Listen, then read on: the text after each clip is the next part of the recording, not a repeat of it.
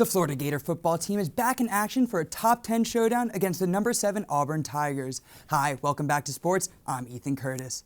The Gator defense will look to continue its strong play as they've allowed just 3 points in their last 2 games.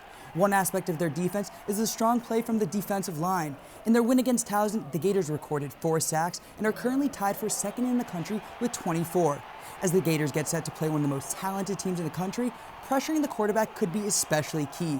Defensive tackle Kyrie Campbell talks about the importance of winning in the trenches. Our big thing is staying in our gaps this week, and a gap in offense, so if we get out of our gaps, it's home run for them. So really it's just this week is really about disciplined football. ESPN's College Game Day will be coming to Gainesville for the first time since 2012 for this homecoming matchup. Kickoff is set for 3:30 this Saturday in the Swamp. October baseball is back as the MLB postseason kicks off tonight with the National League wildcard game between the Washington Nationals and the Milwaukee Brewers. Washington comes in tonight's game red hot as they finish the regular season on an 8-game winning streak.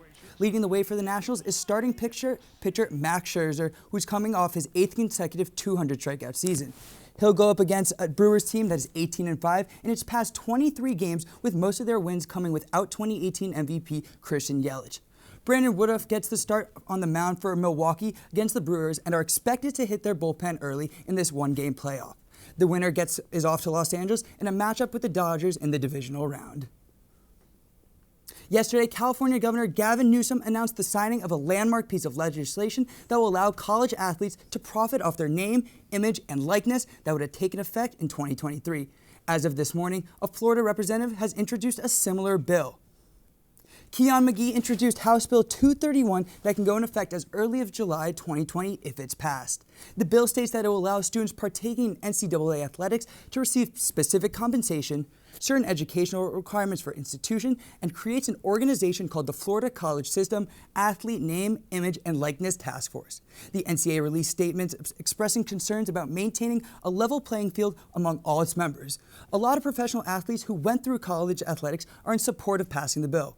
When asked about the subject, Golden State Warriors forward Draymond Green had a lot to say. It does not make any sense. I can make all the money off your likeness, and the moment you decide to make some money off your likeness, you can't play here anymore. You're ineligible. You're suspended. It's backwards, and someone needs to force